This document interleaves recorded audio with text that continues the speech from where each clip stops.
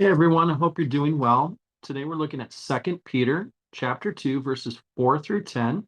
And as always, I want to encourage you to hit the pause button, read through this text on your own a couple times, and then when you're ready to resume with me, go ahead and hit that resume button. I want to begin by looking at the first word. It's a transition. We've talked about this transition before. The word for always shows a cause and effect relationship. So Peter has been arguing a point previously. Here he's going to unpack that a little bit more. We can often ask the question, why? And the answer to that is then what follows in the additional argument. So if you recall in the previous section, he had been arguing that certain men are going to come into the church and twist scripture and lead people away. Here, we're going to see the cause and effect of that, the effect of it. What is the effect of it? There's going to be two things. One, he's going to rescue people, and he's going to also judge, though, the wicked, those people who twist the truth. So he sets that up with four different conditional statements, all marked by the word if. We see if God didn't spare in verse 5, if he didn't spare the ancient world in verse 6, if he reduced the cities of Sodom and Gomorrah to ashes, and then in verse 7, the fourth if he rescued righteous Lot. Peter is going to make his argument by setting it up with four examples, these if clauses. If. Eventually, in verse 9, he's going to get to his main point with that word then. So if, yada, yada, yada, comma, then God's going to do this. So we'll talk about that at the end. Let's look at these four if statements first. The first one, God didn't spare the angels who sinned, but cast them into hell and delivered them in chains of utter darkness to be kept for judgment. What is this talking about? This is probably the most difficult example to unpack. What we are told here is much like in Jude, verse 6, God, in the previous moment in history, judged the angels who sinned, who transgressed.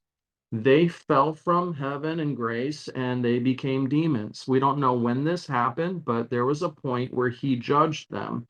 And then he continues and cast them into hell and delivered them in chains. Well, what does this mean then? We always want to interpret scripture with scripture.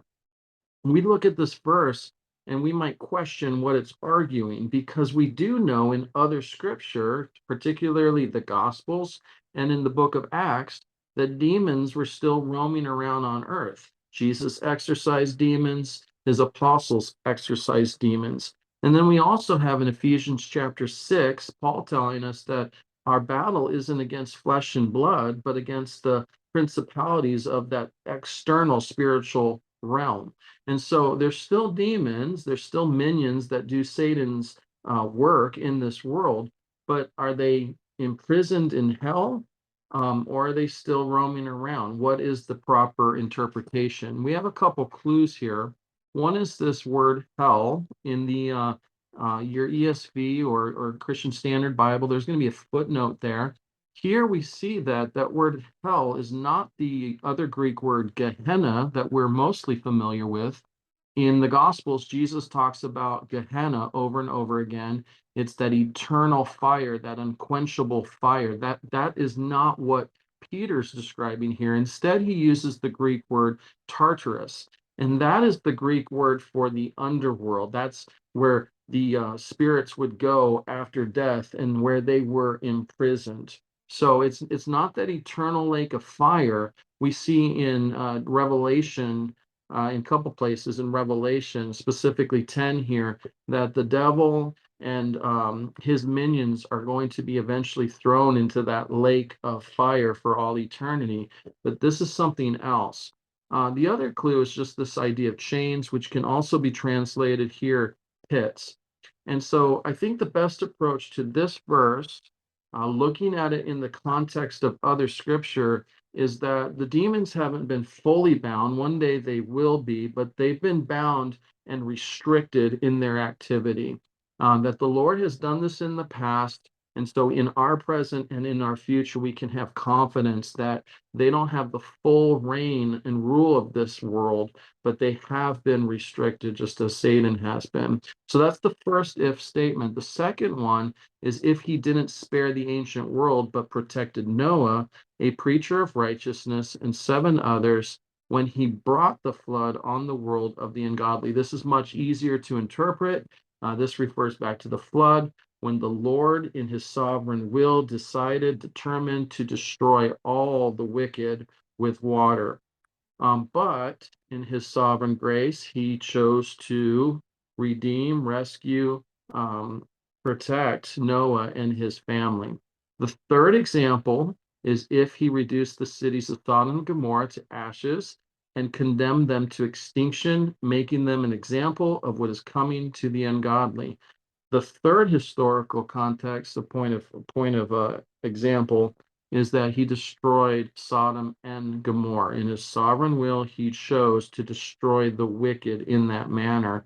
And that's followed up by the fourth if, where he says, if he rescued the righteous Lot, distressed by the depraved behavior of the immoral, for as that righteous man lived among them day by day, his righteous soul was tormented by the lawless deeds he saw and heard. The fourth example is one of rescue, specifically for Lot, out of that third example, the destruction of Sodom and Gomorrah. So, what is the point?